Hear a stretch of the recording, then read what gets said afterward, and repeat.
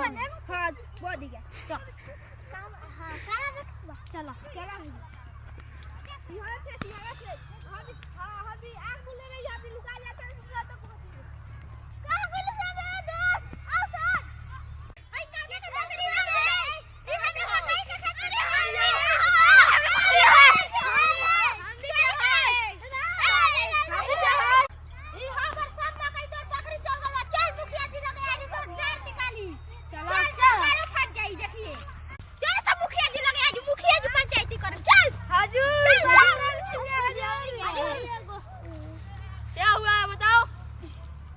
मेरी बकरी जाकर इस खेत में 5 गो मकई का झाड़ खा लिया तो ये उसको डांट दे रहा है।